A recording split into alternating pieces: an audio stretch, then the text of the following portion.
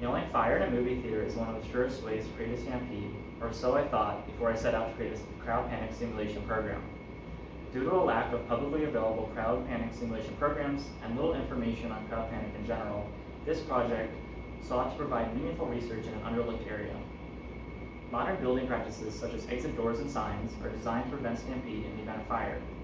But crowd panic has occurred at other events, just as when an outdoor concert was a target of a terrorist attack in Las Vegas that sent people fleeing, or when 2 bombs erupted at the Boston Marathon in 2013.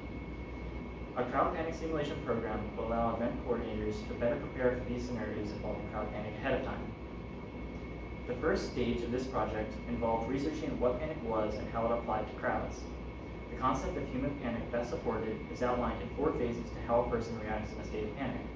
These 4 phases are 1. Perceiving the environment, 2. Interpreting the risks, 3. Deciding how to act, and finally 4. Making action. A common misconception is that a person reacts irrationally in a state of panic. But by using the term panic in this way, we discount the agency of the crowd and can gloss over the actual decisions that were made. A second concept related to human panic is known as acute stress response as part of general adaptation syndrome theory. In acute stress response, an individual undergoes 3 stages of 1. Alarm, 2. Resistance, and 3. Exhaustion. A person experiences elevated levels of stress during the resistance phase, followed by physical burnout in the exhaustion phase, in order to overcome or avoid a threat. General adaptation syndrome theory is often known as a fight or flight response when adrenaline is triggered in the body. Combining both the rational decision-making process, those 4 stages I outlined, and the 3 stages of general adaptation syndrome theory, an accurate model of how humans react to threat is created.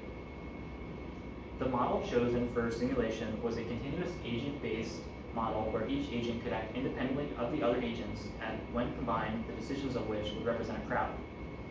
A series of assumptions were made for the simulation, which sought to reduce the realistic pedestrian decision-making in the real world to just the most common decisions for the simulation. It was assumed that pedestrians would follow the shortest path from source to sync points in the simulation, that pedestrians could only move between their assigned source and sync points, that pedestrians would flee away from a threat to either one of their source or sync points assigned to them, and that speeds would decrease proportional to the population densities increasing. Speeds would also double their original values when excited and half their original values when exhausted or wounded. Because of the number of individual decisions that had to be made for each agent to be represented, the agent-based model used was very slow at first. So a series of revisions were implemented to increase the overall speed of the program. In one of these areas, the most computational heavy decisions was the Person-Avoidance Algorithm. In the simplest form, every person would check their location to every other person when determining whether or not to avoid them. This had an efficiency of the total number of people squared and would not run with more than 100 individuals when implemented. The final system used broke the space into a list of discrete cells with people being placed into cells based on their location. For avoidance, a person's cell and the surrounding cells could be looked up, and only a handful of comparisons then made within those cells. Another implementation that helped to account for efficiency was the implementation of the shortest path algorithm. In the simplest form, the algorithm would be called every iteration for every person to keep them on the shortest path from source to sync points. In the final implementation, though, the shortest path algorithm was calculated for each distinct path only once, and the turning points along the path then being saved and looked up once per person when they reached that turning point. The total combined algorithms used in the final simulation, including the 2 I mentioned, helped the simulation output or display over 2,500 agents at the same time with reasonable lag and runtime. The simulation was tested against 3 scenarios to determine its accuracy to predict different real-world events. The first scenario was a theater evacuation gathered from a Japanese study published on theater evacuation times and patterns. Running the scenario in the program resulted in collisions due to agents competing for the same space within the small confines as shown here. The red circles indicate the collisions in this example here, this picture. And a collision is when 2 agents stop their movement while waiting for the other agent to move first when they're competing for the same space. This revealed the need for a collision resolution algorithm to be developed for the full program functionality for it to work in this case. The results of the scenario also revealed that the exit times in the study were slower than the times observed in the simulation. The second scenario was of a gunman in the Bronx who opened fire on a small group of people on the sidewalk. Footage of the event was obtained from an ABC News report and was used as data to recreate the scenario. The results of running the scenario in the program revealed significantly slower evacuation times than in the example. When compared to the first scenario, faster evacuation times were expected. The third scenario used to test this simulation against real-world data was of the March for Life in Washington, D.C. in 2020.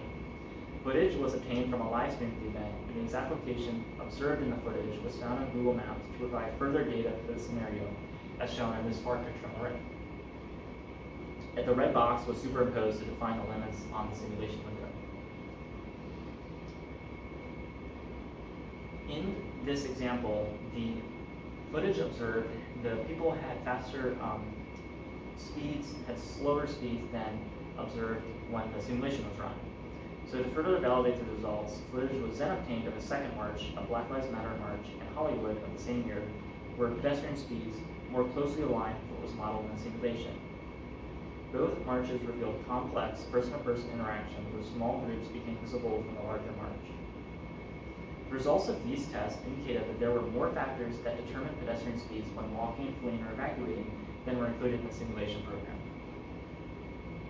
As a result, the model used had significant underfit where pedestrian speeds did not move far enough from the initial values given, whereas observed speeds fluctuated more significantly depending on other factors.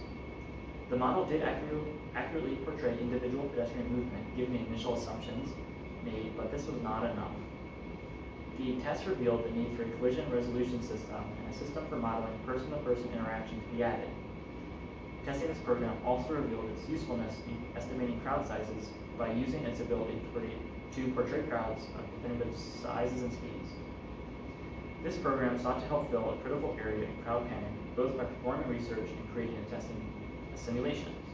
This program represents a first step towards a robust crowd panic program, and I hope future work in this area will continue.